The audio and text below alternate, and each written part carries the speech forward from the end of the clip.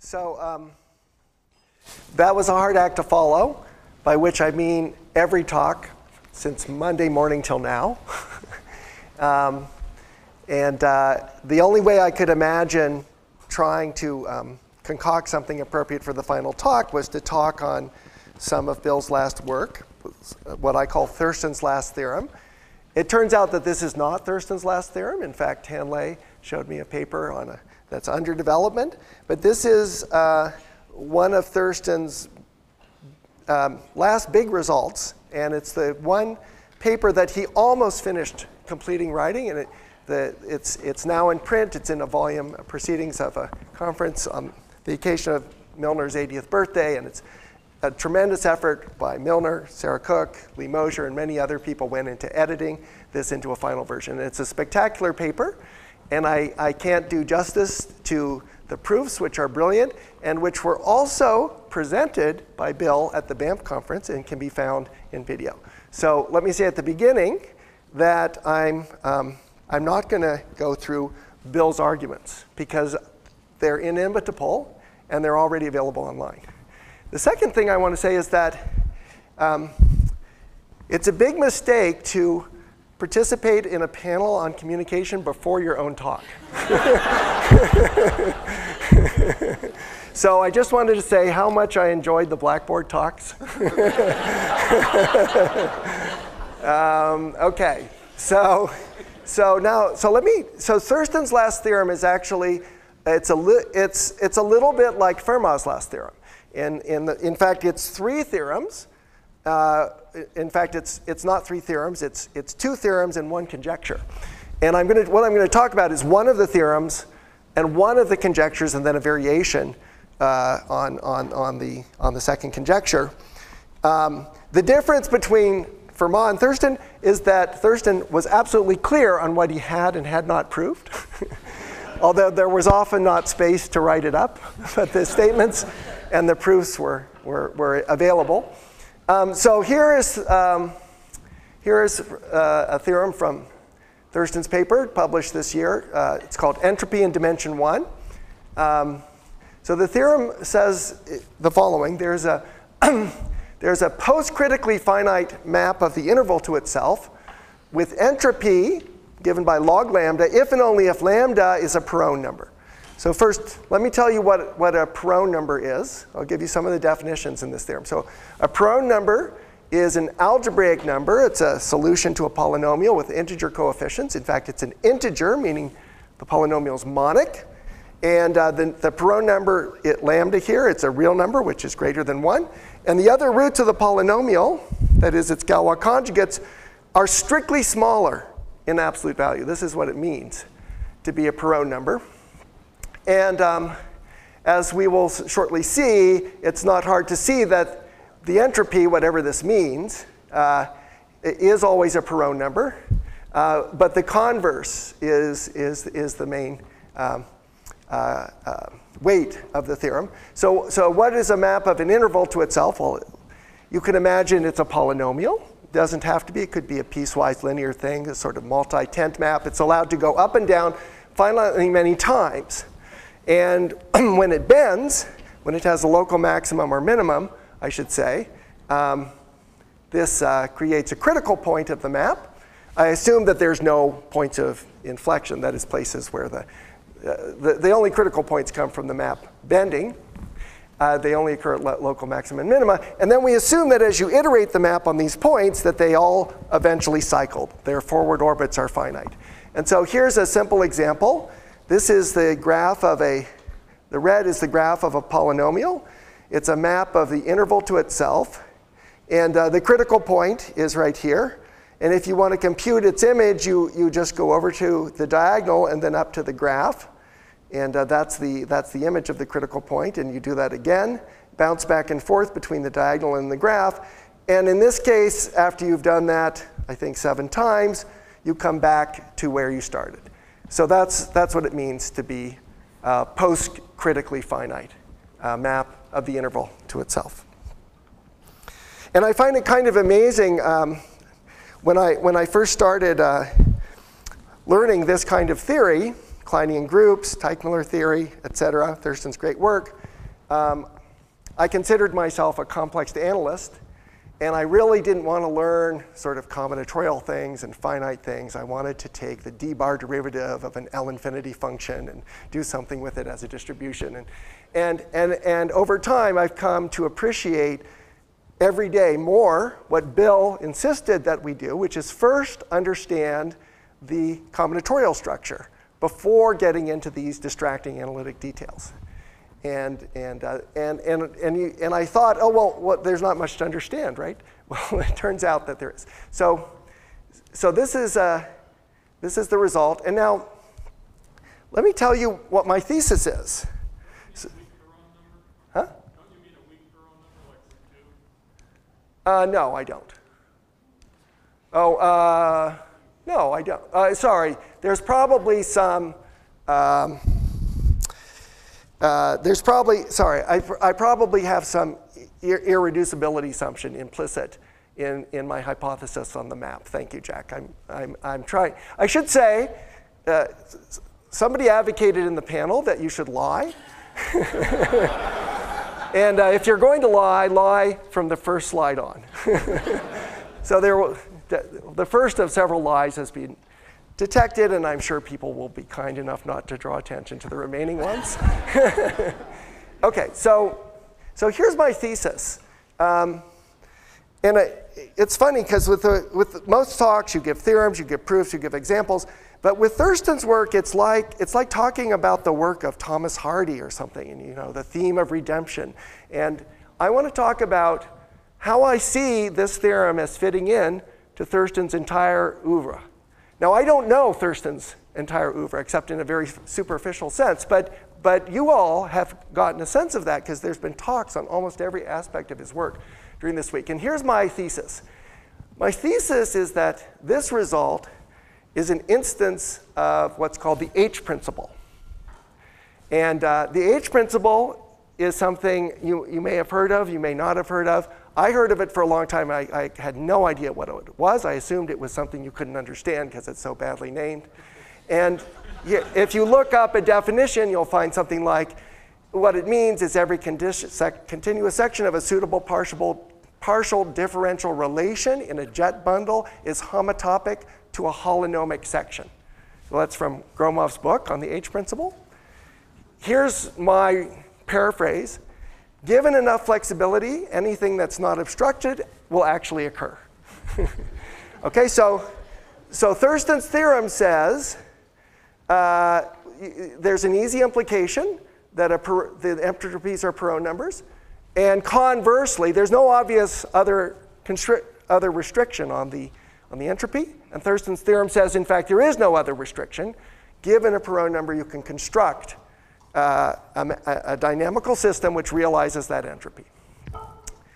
Okay, now let me give you some examples of the H principle to set the stage. So here's a very old one. People used the H principle before the name was invented. This one is due to Weierstrass. Riemann also had an example that wasn't quite right. There exists a continuous nowhere differentiable function. And this is commonplace today. But at the time, it was considered an amazing thing. And here's how you do it. Here's how Weierstrass did it. He wrote down a Fourier series. And so the blue curve is a little bit oscillatory, but it's still continuous. And then you start adding in more and more terms, and they ripple at a very small scale. And so the limit is continuous because of uniform convergence. But if you make the rippling rapid enough, then the limit will be nowhere differentiable. And first, why wasn't this theorem obvious to everyone back in the day? It's because of the word function. What is a continuous function? Well, people usually didn't even use the qualifier continuous. It was widely believed that any function is piecewise differentiable. And it reminds me of, and this is going to date me, there was a tennis game called the Battle of the Sexes between Bobby Riggs and Billie Jean King. And Billie Jean King was a top-flight woman tennis player, and Bobby Riggs was a hack.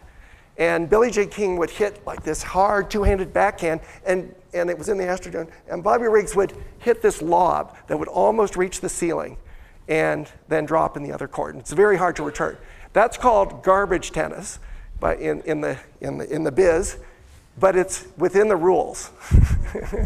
And the thing is, when you say continuous function, you're making very clear what the rules are. And you might not realize what you're letting in to the arena, what legal play includes. And legal play includes these wild-looking continuous functions. And so the point of the H principle is if you exploit the full flexibility of what's allowed under the rules, then actually the problem is easy to solve.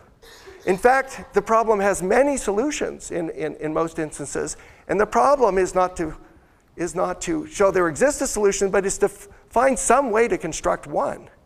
And there's so many that it's hard to construct one, because you have to make lots of choices and you have to make sure you don't back yourself into a dead end.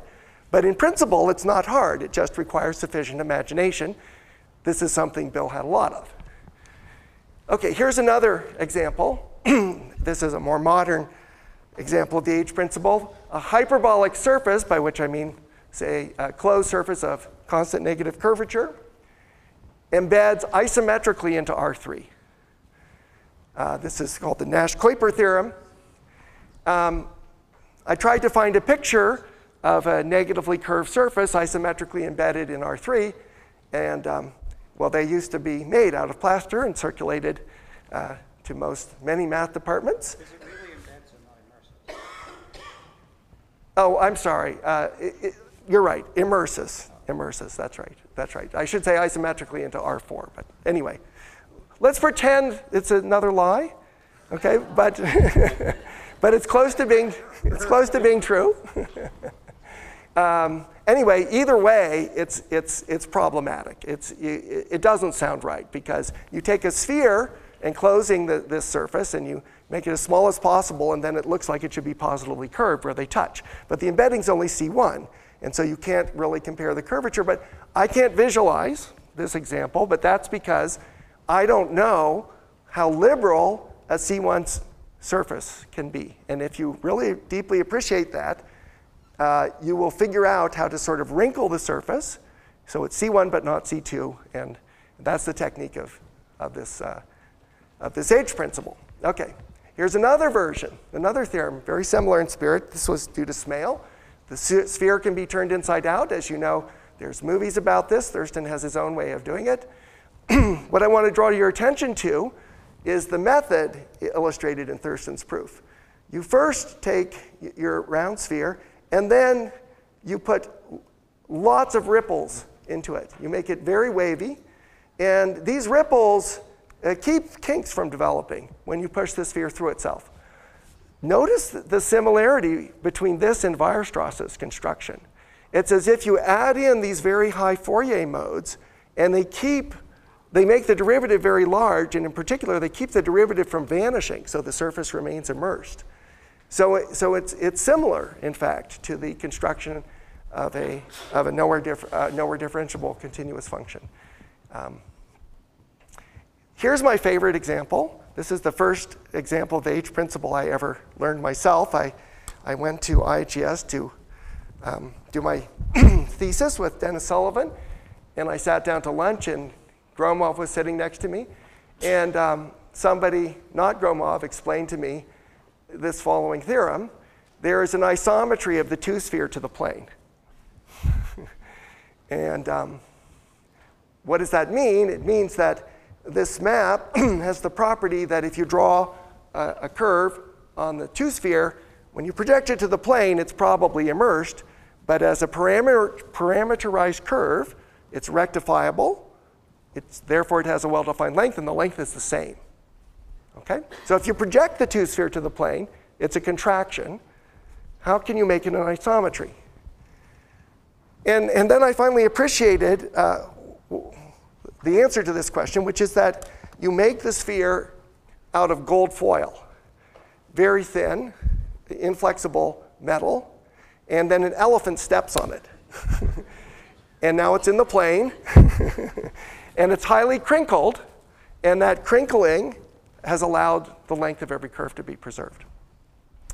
And then, so I thought, oh, I should probably try to get some gold foil and bring it in and do a demonstration like Bill would. And that turned out to be very expensive. But then I realized, with a lot of thought, and this again, I feel like I'm channeling Thurston here. What Thurston often did is he reminded us that things that seemed abstract and tricky, like pleated surfaces, we've seen pleated pants. And maybe, in fact, this object is familiar. And then I realized it is familiar. It's just we usually see the opposite. We usually see the inverse of this map, or this map being undone. And so let me just show you. Here's the sphere, and here's its image in the plane.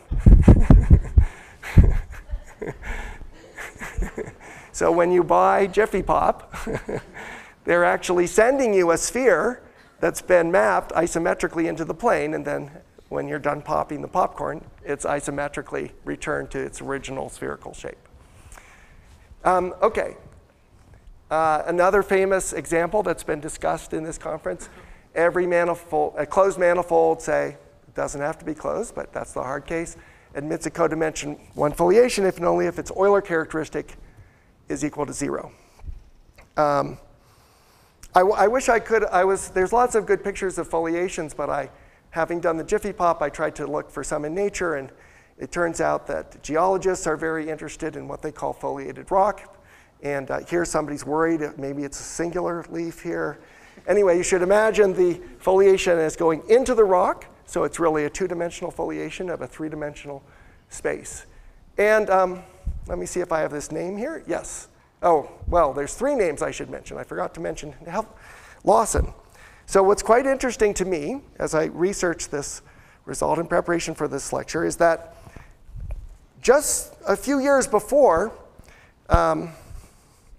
Thurston proved this theorem, maybe 3 years before, Wayne Lawson published an Annals paper in which he proved that the spheres of dimension 2 to the k plus 3 admitted codimension 1 foliations.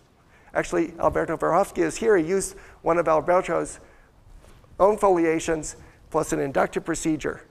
He's missing most of the spheres, right? Powers of 2 plus 3. So S9, it was unknown whether or not the 9 sphere could be foliated. And then 3 years later, every manifold, in particular every manifold of odd dimension, admits a codimension 1 foliation. Done. What happened? So one thing that happened was Lawson's construction is actually very beautiful and should not be considered as being superseded by Thurston's construction. It uses Milner's theory of fibered links and a beautiful generalization of the Reeb construction to higher dimensions. But you see, nobody, Reeb? So I think Dusa said Reeb, so I'm giving her a break. So anyway, the thing is, those constructions were essentially global. And Thurston's construction is essentially local. But what it does is it exploits the full flexibility of the incredible range of possibilities for codimension 1 foliation. You're saying almost nothing about this foliation I mean, it's smooth. Smooth functions can be incredibly tortuously winding around and so on. And Thurston used the full flexibility. That is, he used the H principle to construct this foliation.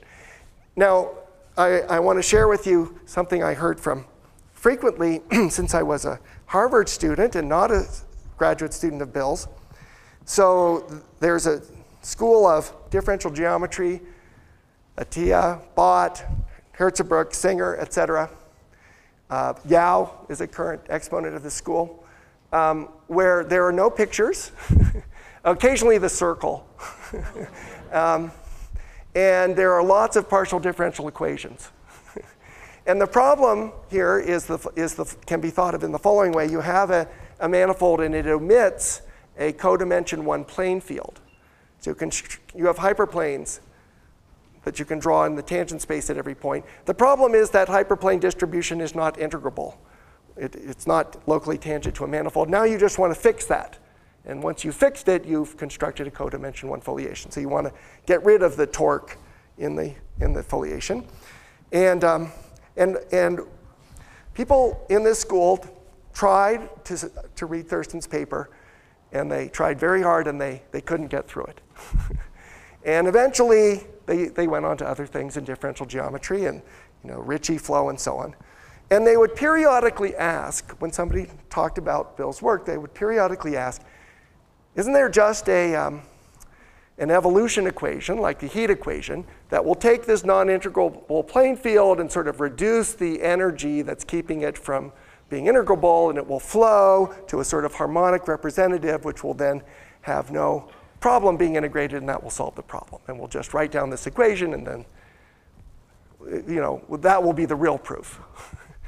And finally, I was at MSRI when Bill was chairman, the director, and Bott was in the audience, and Bill explained his proof of this theorem.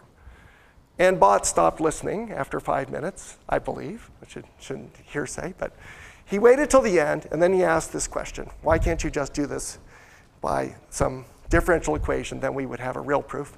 And Thurston immediately said, well, if it was a solution to a parabolic PDE, then it would probably, the end result would be a real analytic foliation.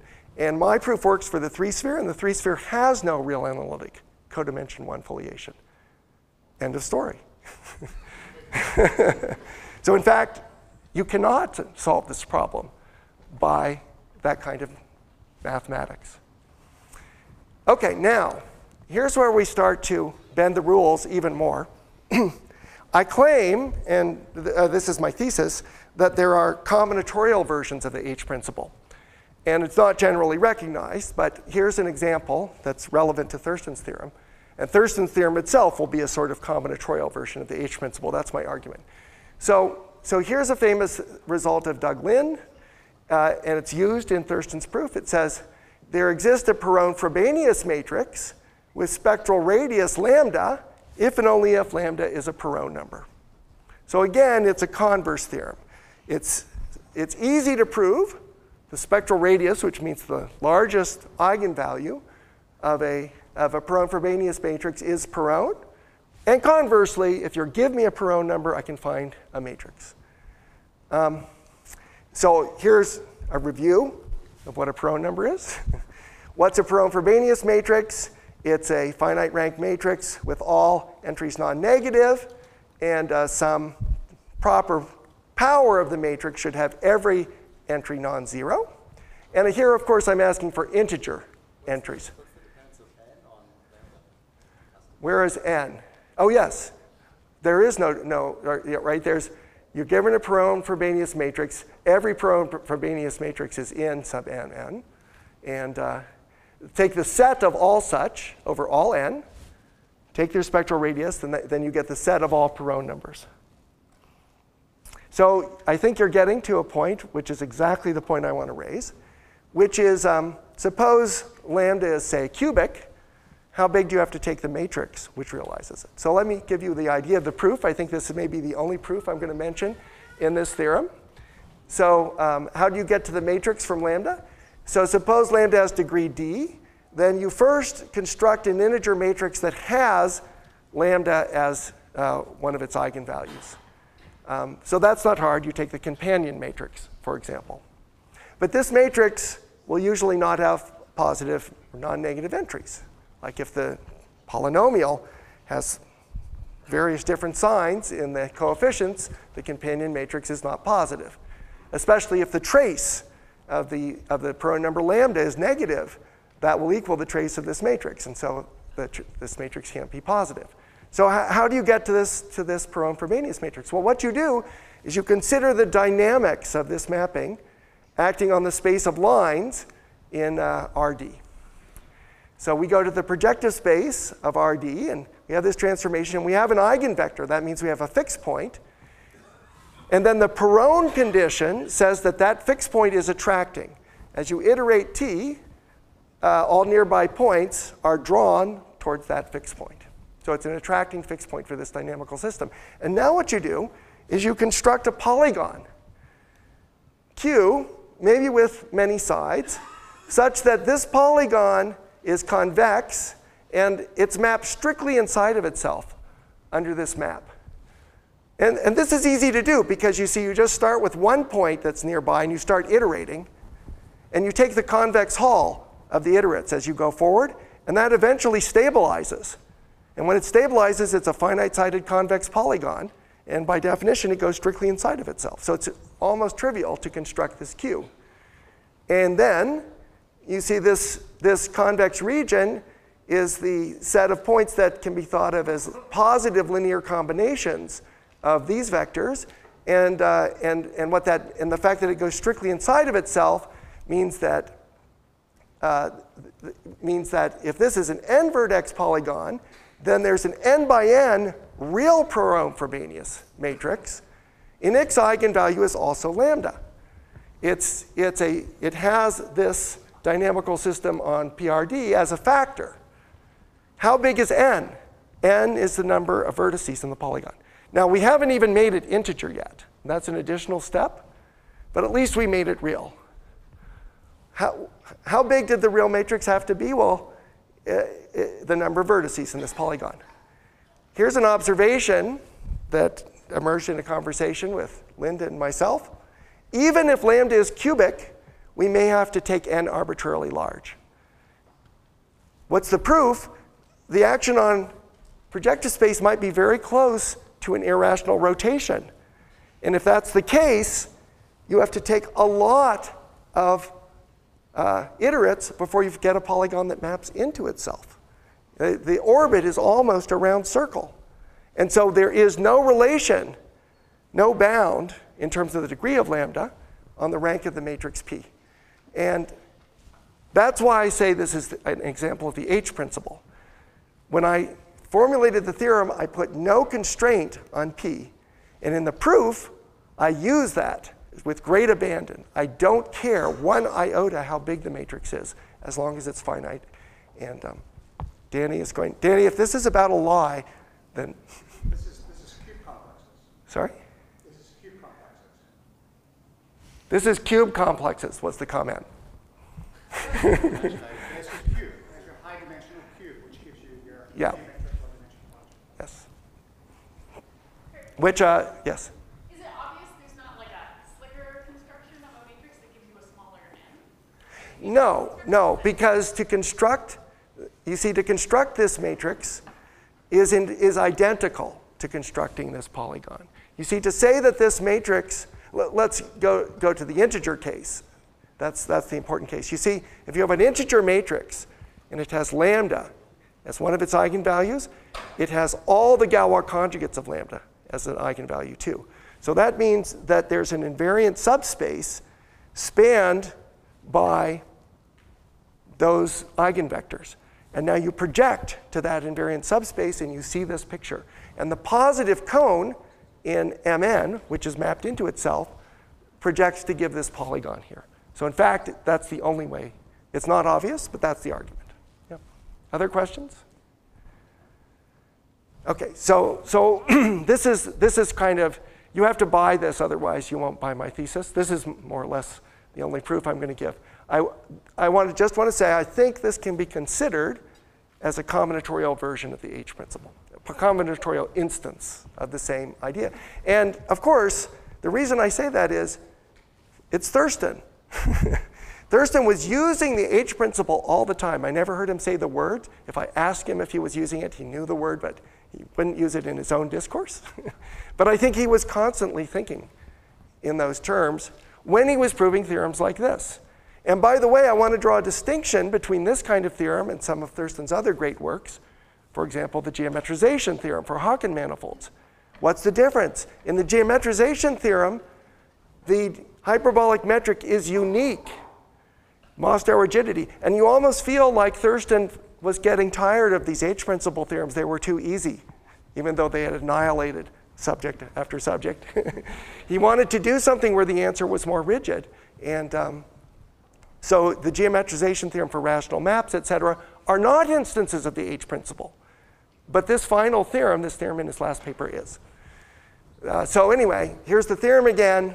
And what I want to say is just a brief comment. Why is this true in the easy direction? Why is the entropy a Perron number? And the answer, which is pervasive in Thurston's mathematics and in our mathematics, in dynamics, is because of Markov partitions. And more to the point, the answer applies to post-critically finite multimodal maps, but it also applies to pseudo-Anosov maps. When you have a pseudo-Anosov map on a surface, you can partition the surface into nice rectangles, and then they form a Markov partition. When you have an automorphism of a free group, you can realize it, if it's of the good type Wadham was talking about, you can realize it with a train track. Again, you get a Markov partition. And in fact, for pseudo-Anosov maps, if we're only interested in going forward, we might as well go to a train track.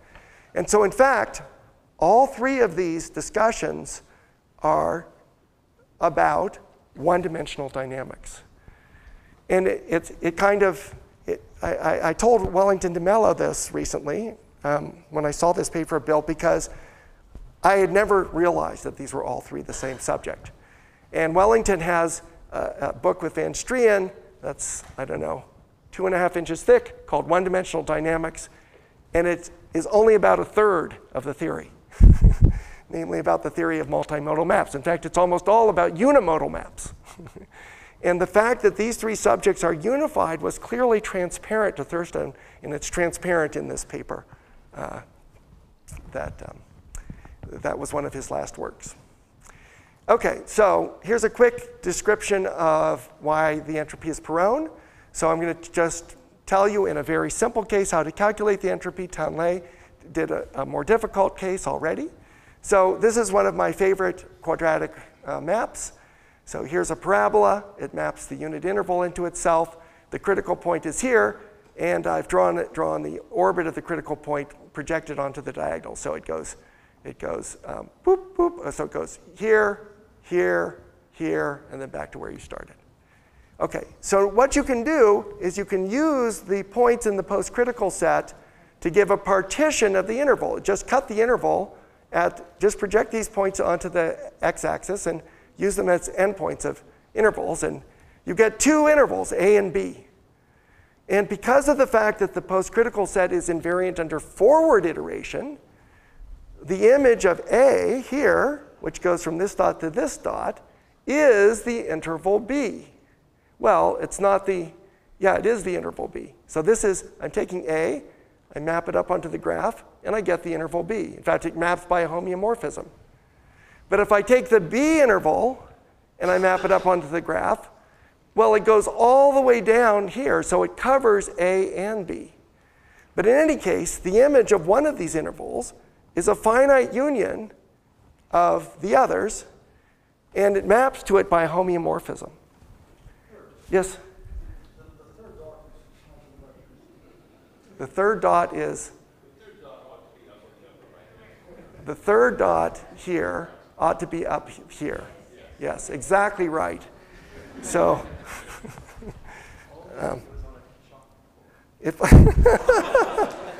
yeah, that's an excellent point. I'm really sorry about that. Blackboard talks are way superior. Thank you. Of course, now everything else is wrong, but okay, so what I want to say then is that if you start in A, you go into B, but if you start in B, you can either stay in B or go back to A. So we have this little directed graph associated to this dynamical system, and we can describe that directed graph by a matrix, where A and B code the columns and rows, and you put a 1 in the matrix if there's an arrow there. And so that's the matrix describing this graph. The adjacency matrix is this guy. It's a Perron-Frobenius matrix. Its leading eigenvalue is the golden mean, and the log of that number is in fact the entropy of this map. Okay, so that's an idea of why almost any one-dimensional dynamical system which preserves a finite simplicial structure will have entropy equal to a Perron number. So this happens all the time. And I probably should say weak Perron, as Jack points out.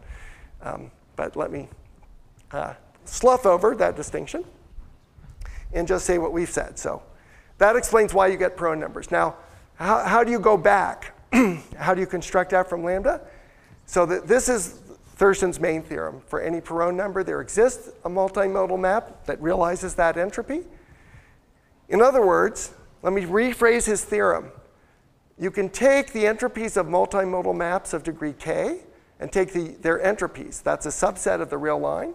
You can take the set of all Perron numbers. And the theorem is that these two sets are the same. Okay, that's just rephrasing the theorem.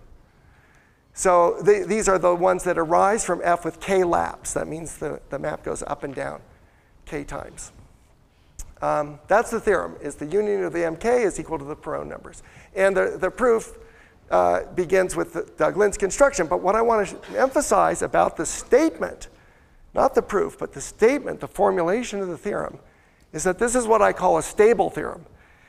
That is, we give up any attempt to control the number of laps.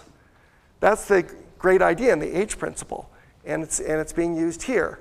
We don't try to relate the degree of the Perron number to the number of laps. We don't even try. We've stabilized the theorem by allowing any number of laps, and what that means is that as we try to construct F, if we ever get stuck, we can just add in more laps and hope that whatever problem was holding us back can now be leapfrogged. Yes, so a multimodal map is a continuous map of the interval to itself, which is piecewise monotone. That's the definition. You can imagine it's a polynomial. The theorem's true for polynomials. Okay, so I call this I just want to introduce this terminology. I call this a stable problem, where we don't try to control the number of laps.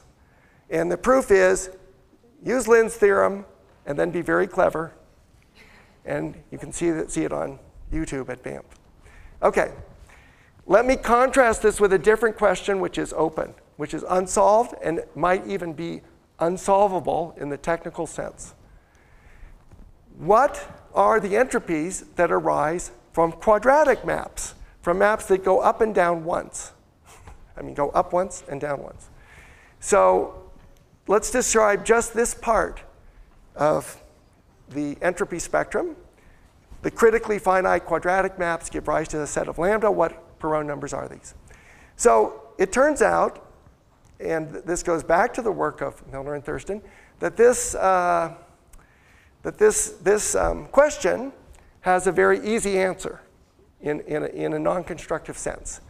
So here's a square from the product of the interval from -1 to 1 with itself. You draw a tent in this square in such a way that the slope of the sides of the tent is lambda. And that just means the top of the, sorry, my proportions are probably wrong. Lambda is determining the slope of this tent. And now, rather than iterating a quadratic map, we iterate this tent map starting with its critical point, which is at the origin. And the theorem is that this number lambda is in M2 if and only if the origin has a finite orbit under this map. So you can test any given Perron number, right? You just start iterating it under this extremely simple piecewise linear map and see if the orbit eventually cycles. Well, how long should you run your program for? And no one knows. So this fact is almost a tautology, given the Milner-Thurston theory, that this is an equivalent condition. And it allows you to prove some things. For example, there's another class of algebraic number called the Pizot numbers. They're all contained in M2. But it's unknown. For example, there's a famous algebraic number called Lamer's number. It's of a degree 10. No one knows whether it belongs to M2 or not. It's a specific number, and no one knows whether or not it belongs to M2 or not. In other words, we don't know any way, even for one specific number that I like very much, to give a certificate that the forward orbit is infinite. We know how to do that sometimes, but not in general.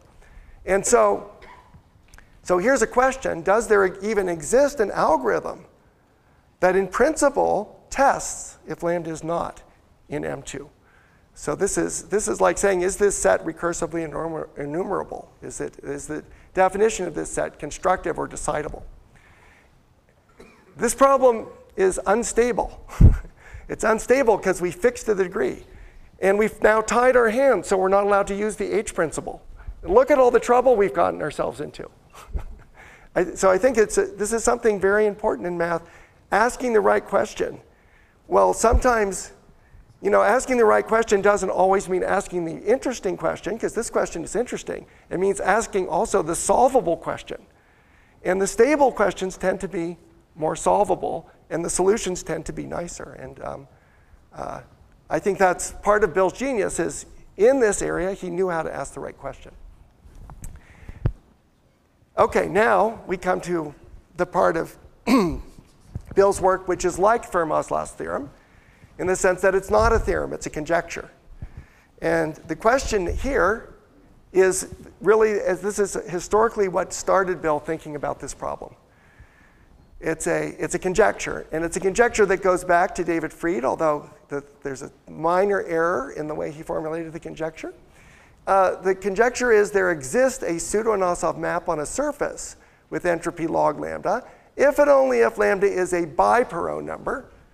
A biparone number is an algebraic unit, so now its inverse is also an integer, with the property that it's a real number of absolute value bigger than 1, and its conjugates lie between lambda and lambda inverse. So unlike a Perron number, the conjugates also can't get too small, and you're allowed to have lambda inverse itself as a conjugate, but no other conjugates on the inner circle, and no conjugates on the outer circle except for lambda itself. And these are called biparone numbers. I invented that terminology expressly for this conference. I hope they will be called biparone numbers by someone else in the future. This is a stable problem, right? Because we don't put any constraints on the genus of S. And so you have a cubic number, just construct a surface of genus 1,000,000 and a pseudo-Nosov map on it that realizes its entropy. Unfortunately, Bill did not complete the proof of this theorem. It's left for us. It's a beautiful conjecture, and you kind of can see some of his mode of mathematical research in that he took this problem and he transformed it into other problems about the outer automorphisms of free groups, and then about multimodal maps, and then he solved a variant of it. And we should take that solution as guidance, perhaps, in trying to address the general problem. So this is open. Okay, that's too hard for me. I'm going to finish by talking about a third problem, which I call the minimum entropy problem for surface, minimum entropy. And the problem is this: we look for pseudo-Nosov maps on a surface of genus G, and we look for the smallest stretch factor that can arise. So we look for the smallest entropy pseudo-Nosov map, but now we fix the genus, and the entropy is the form log delta sub G. Delta is a biparone number, and for each genus, it's known the entropy spectrum is discrete, so there exists a minimum. It might not be realized by a unique mapping, but it certainly, the minimum exists. There's only finitely many candidates below a certain upper bound. And this has a nice interpretation. It's the length of the shortest geodesic in moduli space, as long as you use the Teichmuller metric. So it seems like a fundamental quantity that we might want to try to understand. And notice that, unlike Bill, I'm not bold enough to try to understand the entropies of all pseudo-Nosov mappings. I like to start with little problems. I want to just find one map in each genus that I can understand, but I want it to be special. It should be the simplest pseudo-Nosov map. And how hard could it be to find that map? It has the smallest entropy.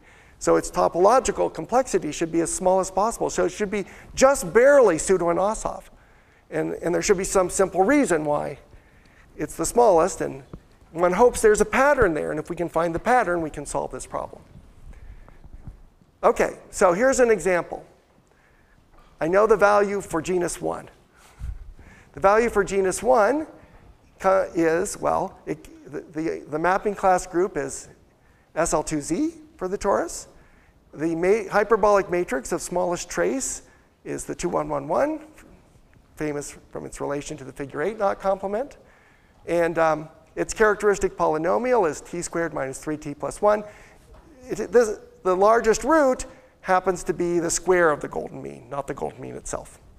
So we know the value for genus 1 because the trace is always an integer, and the smallest integer bigger than 2 is 3. Are you assuming it's orientable? Orientation preserving? Yes, the mapping class group is always orientation preserving. Why? Because it acts holomorphically on Teichmuller space, which we want it to do. Otherwise, moduli space won't be a complex manifold. So for me, the mapping class group always preserves orientation. Lanois and Tifo found the smallest dilatation in genus 2. And it's a zero of this polynomial, which I want you to try to remember, t to the fourth minus t cubed minus t squared minus t plus 1. And I think those are the only two numbers which are firmly established. We have good guesses for some of the other numbers, and Lanois and Tifo found a lot of interesting examples and conjectures for what the small dilatation should be in low degrees and under low genera and under various conditions. But I think these are the only two values we know for sure at the moment. So one problem would be to determine delta G for all G. I think that's an interesting challenge. So let me, yes? Oh, it's due to Zarkov or someone? Sorry? Ham and Sung. Okay, thank you. Are both of you here? I apologize. So I wanted to bring up, sorry, my attribution is, as Echo points out, incorrect. What I wanted to bring up, I didn't want to write down everything that Lanois and Tifo did, but their discussion includes a proof of this, but it's not the original proof. They found a very interesting way, though, to try to attack this problem in low genera. Now, let me tell you something about what was already known about delta sub G. It's known that delta sub G is close to 1. It's 1 plus big O of 1 over G, and this was proved by Penner in 1991. And in fact, by big O of 1 over G, I mean it's bounded above by 1 over G, but it's also bounded below by 1 over G. So the log is approximately 1 over G. So quick way to say this is the length of the shortest geodesic on the moduli space of Riemann surfaces of genus G is about 1 over G, up to a bounded factor. So one thing you could do is you might say, well, what is that factor? What constant? What's the constant over G? So if you take this number and raise it to the Gth power, you'll get something that's bounded above and below. And in some investigations of fibered manifolds a long time ago, I asked if this limit exists, delta G to the G. And something quite interesting happened. So Eko Hironaka visited Harvard in 2009, and she looked at a specific example and formulated two beautiful statements. One is conjecture, which is very easy to state. The limit of delta G to the G should be delta 1. So notice it's right. I mean, you start with delta 1 to the 1. And at the end, you get delta 1 to the 1. So it's plausible. And she proved that the limb sup is less than or equal to delta 1. So to do that, you have to find small dilatation pseudo-Nosov mappings in every genus. You have to construct infinitely many examples. And I want to mention that a lot of people have worked on this problem, and there's many variations of it by Aber, by Dunfield, by Keene and her collaborators, and by more people who I'm going to mention in a moment. So there's a lot of people who have worked around this and made a lot of interesting contributions. Still, this conjecture is open. So just to give a hint of what that work is about, let me ask, where do these mapping classes of small dilatation come from? And we know the answer to that. They come from fibered 3 manifolds. And what do I mean by this? Well, if you have a hyperbolic 3 manifold that fibers over the circle, and its first Betti number is bigger than 1, so the rank of H upper 1 over with Z coefficients, the free part is of rank bigger than 1. Then, in fact, it fibers over the circle in many different ways. So this is a great idea. If you have a 3-manifold that fibers over the circle, or any manifold that fibers over the circle, you may be able to take the fibration and vary it slightly. For example, the torus fibers over the circle with the fiber, this loop. Here's the torus. But it also fibers over the circle with the fiber, this loop, which is in some sense a close approximation to a high multiple of the original loop. And that happens for all manifolds that fiber over the circle. If the rank of the first cohomology is bigger than 1, this classes corresponding to fibrations form an open set. And so you can move them a little, and you get lots of integral points, and all those integral points correspond to fibrations. So M fibers in infinitely many ways, and it turns out that when it does fiber, well, the fiber is a surface, usually a very high genus. There's a monodromy map, and that's called F.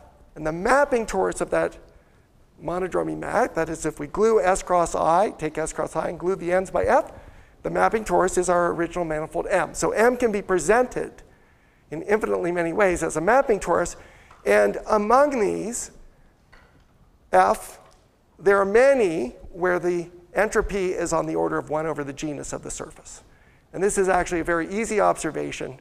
It probably should be attributed to David Fried, except he didn't formulate it, but certainly if I had told him this, he would have said I knew that. So I wrote this down in 2000, but I think it was known much earlier.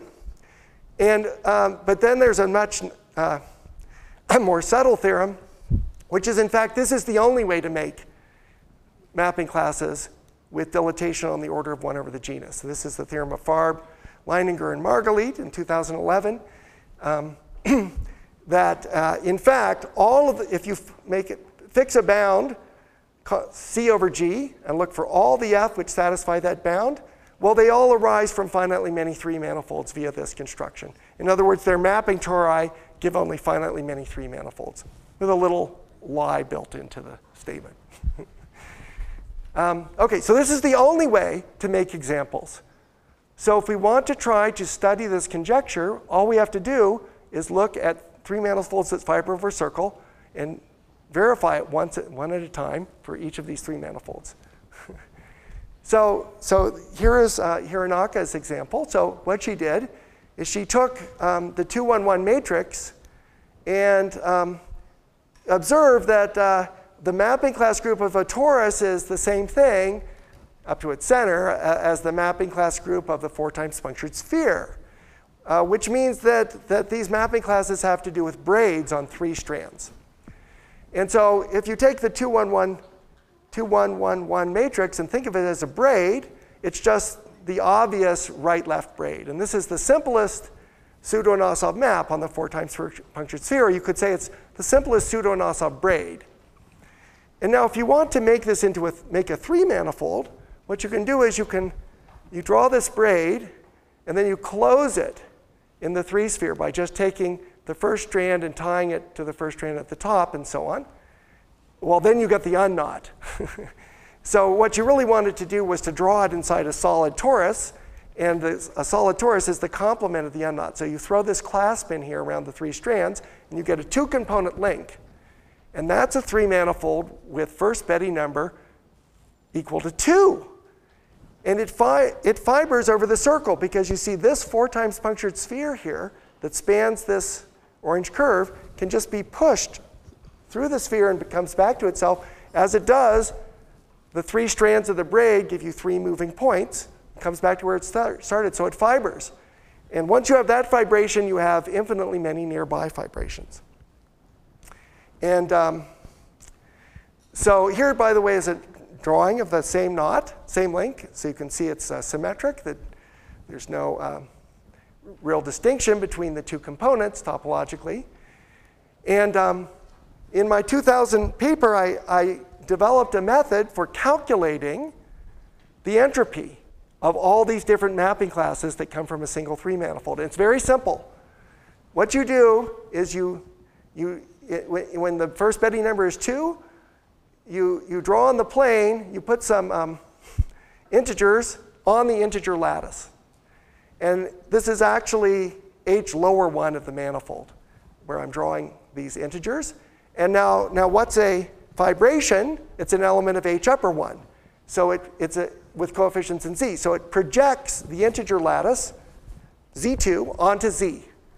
And what you do is you take the numbers that you've written down here and you add them up.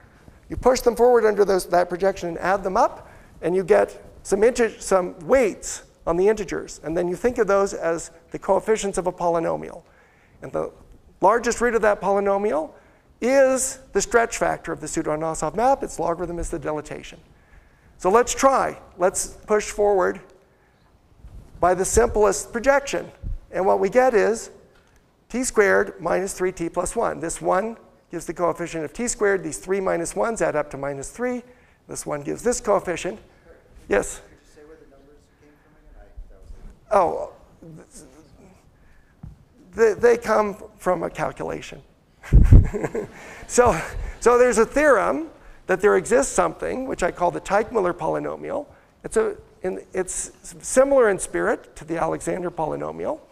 It's associated to a fibered face, and it has the property that if you want to find the dilatation of any element in this fibered face, what you do is you take this multivariable polynomial, you push it forward to get a one-variable polynomial, and that's the characteristic polynomial of the stretch factor for that fibration. Is there a way to say what it's counting, or The Teichmuller polynomial, yes, there is, but not now. That would be a long digression. Anyway, this is what the main point I want to make here is notice here is the square of the golden mean. Here is the 2, 1, 1 matrix. But this is, and again, when I see this, I think Thurston. Thurston would say, you draw something in the plane, and he says, yeah, that's just the projection of a, and then he sort of would close his eyes. And you would see, you would try to understand what he was talking about. There was something lifting your naive picture. So here's a two-dimensional picture that lifts this naive picture. What if we project in a different direction? If we project in a different direction, we get a polynomial that looks like this. This coefficient gives a leading coefficient here. This one gives a constant 1. And these three, if we project at the right slope, give 3 terms in the middle. So you get t to the 2g plus 1, and then minus 3 terms in the middle. Coefficients tg plus 1, tg, and tg minus 1. I call this L sub 2g of t. And the amazing fact is that it turns out that most of the time, this projection, in fact, corresponds to a fibration by a surface of genus G, and this polynomial is giving the dilatation of the corresponding pseudo-Anosov mapping. So, for example, L4 gives the minimal genus 2 example we saw before. So that shows, you see, that the golden mean and that this weird degree 4 polynomial, they're two shadows of the same object. They're cousins. And there's lots of other cousins, and these cousins give genus G examples with the property that the dilatation, that the stretch factor to the G is asymptotic to delta 1, in agreement with the conjecture. And the reason is very simple. This polynomial is almost the same as this polynomial. Just blur your eyes and make this into 3 instead of x. Put those two terms together and call them 3. X is small, so it's almost 3. And then you get this polynomial, and the largest root of that polynomial is the gth root of the largest root of t squared minus 3t plus 1. And so that's there's some more data to fill in because not every g works right off the bat, but that's the idea of Hironaka's proof that the limb sup is less than or equal to 1. Okay, so I can't remember how far I'm out of time, but I'm going to try to finish very quickly. The main thing that's left is lower bounds. So if we could just find lower bounds compatible with these upper bounds, we would be able to finish the proof. And So I started thinking about this in 2009, and I wanted to make up. Danny, you want to slow me down? You have your hand up. One of the last way that integer modulates implies that the limit is an algebraic number. No, it doesn't even imply the limit exists, but I think we can make a sort of, there's a statement it does imply. It's not very attractive. And I think this much stronger statement is true, so, okay. So let me just finish by saying something positive rather than just giving more and more open questions. So I thought, like we're supposed to do, what would Thurston do? And so my idea was, let's make up an algebraic problem that might be easier to solve. Because it's hard to find and manipulate pseudo-Nosov mappings. But it's easy, at least, to find matrices with integer coefficients. And so, and you see it's all related. You have a map of a surface to itself. It gives a train track map. It gives a Perron-Frobenius matrix. And there's something special about this Perron-Frobenius matrix. Why is the spectral radius by Perron? It's because there is a symplectic structure on the space of projective measured laminations. And a linear map that preserves a symplectic structure has roots that occur in reciprocal pairs. That's true whenever a bilinear form is preserved. The eigenvalues are invariant under t goes to t minus 1.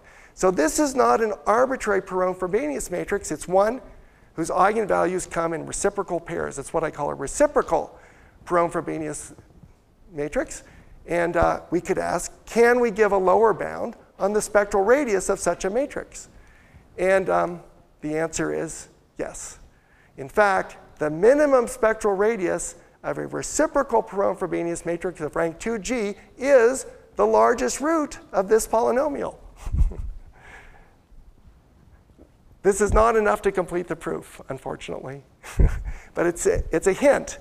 It's a step forward. It shows that an easier problem gives rise naturally to this family of extremal polynomials that are coming from the simplest pseudo-Nosov braid. Okay. One remark. There's lots of graphs that correspond to these matrices. In 2009, I had an approach to do this, which would involve just sort of solving the problem for a large but finite set of graphs. And after hearing Nathan's talk, I don't know why I didn't just do that, because it's much easier than dealing with 600,000 links and finding hyperbolic structures on all of them. And here's what, 14. So why didn't I do that? Well, one reason is that, in fact, there's a lot more that you have to deal with. It's still not 600,000, but each one sort of required a separate argument by hand. And, and this is only some of them. But in 2013, I was able to complete the proof. And the way it works is that you associate to each of these thousands of directed graphs something called its curve complex, which is it's easy to describe, but I won't tell you about it in detail. And it turns out that the curve complexes, there's only one curve complex associated to all of these graphs. And there's maybe 20,000 graphs you would have to analyze in general. And in fact, there's 11 curve complexes that need to be analyzed. And the curve complex carries all the information of the graph, and it allowed the analysis to be completed. And there were two very important steps for me that happened in those intervening 4 years. One was I discovered there's a book by Cartier and Fawata written in 1968, which is a very complete analysis of this theory, and it's related to right-angled Artin groups. So maybe Danny's comment on cubulation should be taken seriously, more seriously. And secondly, there's a beautiful preprint by Joan Berman around this problem. She was working along very similar lines, and she quoted a resulting graph theory, which is well known to graph theorists that I didn't know, and essentially says that you might as well use the curve complex instead of the directed graph. And putting those two things together, one's reduced to this finite list of examples, and you analyze them, and out comes the proof. And so, concluding remarks. In fact, there's three settings where this kind of argument can be carried out. There's the Teichmuller polynomial, which is used to analyze a single 3-manifold that fibers over the surface circle in many different ways. There's the Perron polynomial, which is used to analyze all the different directed graphs with the same underlying topological graph. And there's the clique polynomial, which is used to understand the growth rate of right-angled Artin groups. So 3 very different sounding discussions, but they are all instances of the thermodynamic formalism. And if you look through the theory, all of the theorems that are proved here, the reason you can make progress here is because what you're trying to do is minimize the pressure, and pressure turns out to be convex. People who work in thermodynamics consider these discussions trivial because they're finite dimensional. By using the convexity of pressure, it becomes possible to address all of these problems constructively, and there's a lot of hope for progress. So can we, in fact, determine delta G for all G? I don't know, but I consider this problem semi-stable. I'm asking you to do it for each G, so you should say, give up, Kurt, but I'm asking you to find the minimum, and the minimum is the minimum of a convex function, so there's hope that it can actually be carried out. Well, I forgot, I think I've strayed from Thurston's last theorem, so let me return to it. So a few weeks ago, as I was preparing this talk, I saw Shakespeare's last play, which is The Tempest. And at the end, The Tempest's main character is Prospero, who is a man who's been stranded on an island and has acquired magical powers far beyond those of normal human beings. And at the end of the play, he gives a speech to the audience. And it's clear that this speech is not just the speech of Prospero, but it's the speech of Shakespeare to the world through the voice of his actor. And what he says is, he first says, "Now my charms are all overthrown." So he's about to leave the island and he won't have his magical powers anymore. "Gentle breath of yours my sails must fill, or else my project fails, which was to please." Now, Bill would never say this because he doesn't speak in iambic pentameter, and he doesn't use these convoluted inverse constructions. But what this says is that it's up to us to fill the sails now and carry the project forward. And I found out earlier in this conference what Bill really would have said, because he put it in an email. Better for more people to be involved. It's a fun and interesting topic. Thank you.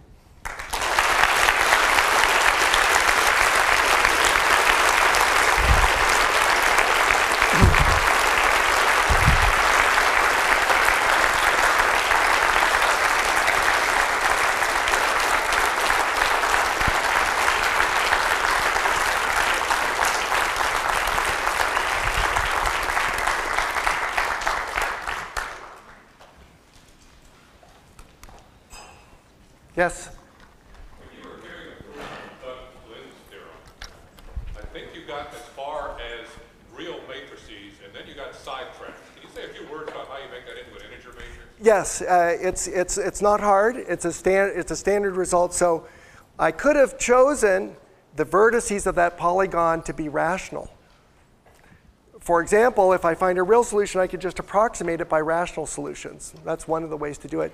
And then it's a theorem that if you have a semi-group in the additive group of Zn, if you have a semi-group cut out by rational inequalities, it's finitely generated.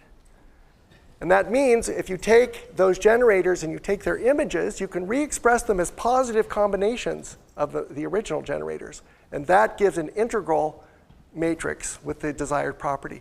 And it greatly increases the rank of the matrix because you go from the vertices of the polygon to the generators of this semi-group. And so that's an additional expansion of n, which is compatible with the H principle idea.